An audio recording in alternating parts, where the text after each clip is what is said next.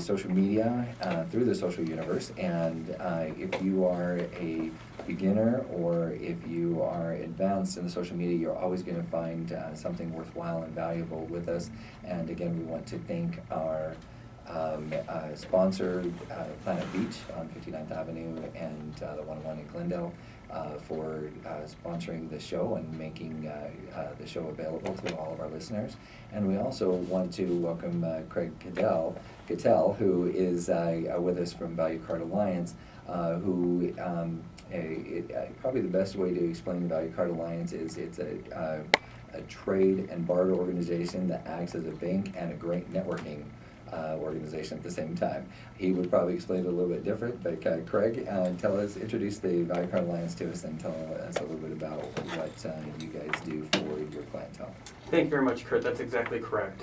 Value Card Alliance is a business-to-business trade or barter group, and my position with the company is a business developer, so I meet with small, medium, large organizations.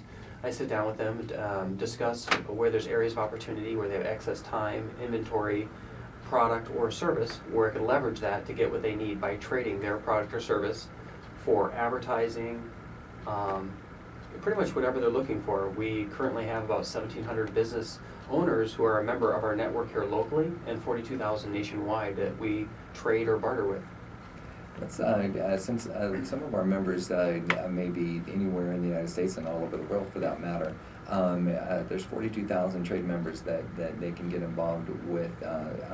And so let's say, for example, that if I'm in Value Card Alliance and somebody wants to purchase social media in exchange for their trade, how would that work? Would they need to join their local trade organization and then go through another organization to do the barter exchange? Yeah, there's a lot of areas of opportunity they could do that. Obviously, I would suggest them to call Value Card Alliance, the 602-308-0385, or go to our website, www.valuecardalliance.com. At that point, they could speak with one of our brokers, and they would direct them to the correct department who could answer all their questions and kind of go through the membership application process. Now, you have locations also in Texas, am I correct? That is correct.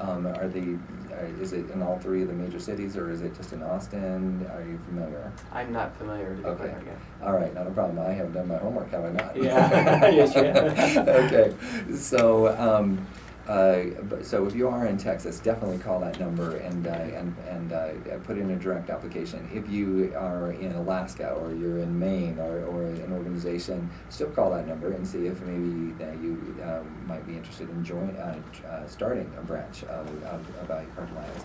But your other option would be to call that number and determine what organizations across the United States are inside of their mother group. And then that way, because I know that I have had people purchase from Atlanta and other places around the country who are inside of a barter group, but then they are able to do that exchange. So barter is actually a nationwide experience, but you would definitely want to have a local experience as well, because it's hard to ship yogurt. Yeah, that is correct. That's correct. Restaurants, it's hard to have those kinds of very local experiences. But there's a reason to be in a local barter organization and then be able to go into the mother organization to get things that might be what we would call either dry goods or services, whether that be, let's say, Clear Channel, for example. You want to do some, heaven forbid that I mention our competitor on the radio, but if you wanted to run some commercials through them, Voice America is also a member of trade as well. So if you wanted to run some commercials on trade through Value Card Alliance with Voice America, you are welcome to do that. So another reason to call that number. Now, when would one of our listeners know I am a great candidate for trade if I'm a local business? Well, I pretty much think any business that has their widget or service they have a margin on, number one. Number two, they have things that they're currently spending cash on, or things that they would like to spend cash that maybe don't have the budget. They could leverage their product or service to get what they need. Again, it's based on having a margin, excess time, inventory, product, services, The people who are not a candidate are people who do not have a margin, people who their restaurant, their tables are full 7 days a week, the dentist or doctor that their calendar is full 7 days a week. Those would be not good candidates.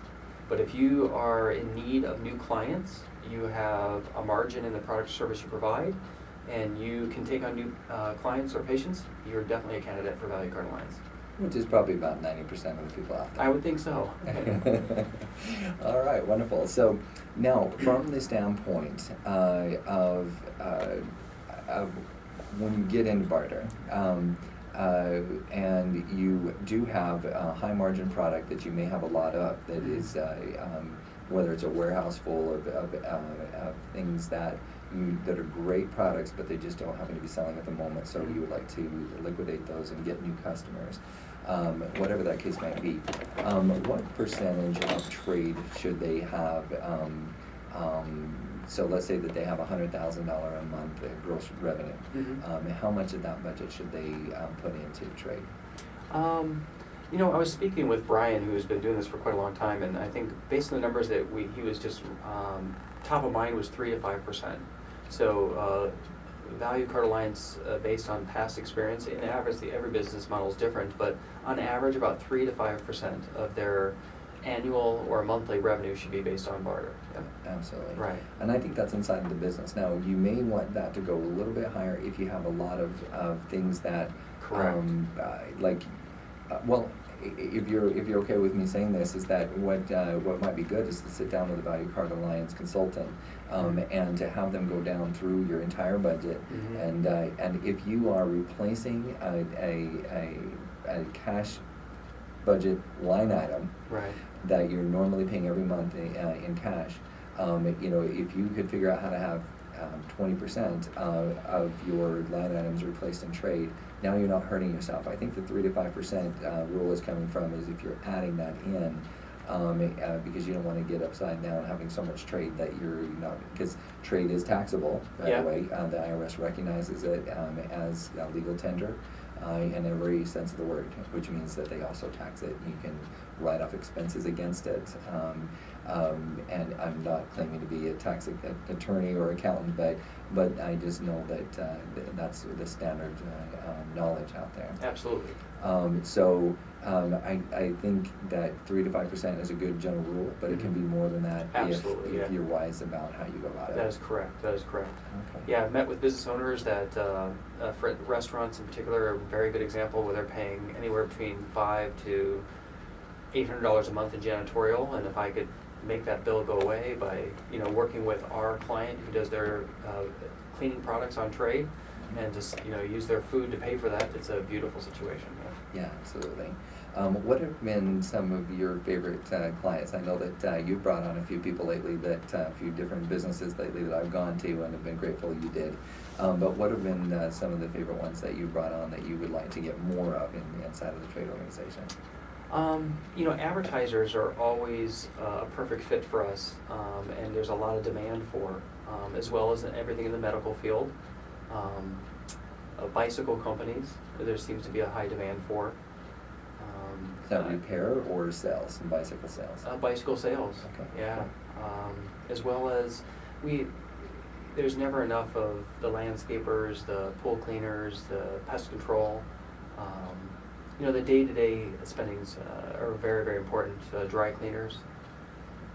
You know, just think of yourself, where do you spend your cash every day, whether it be personal expenses or business expenses, and that's where our clients are emailing us and have a high demand for, and to make it more convenient for them.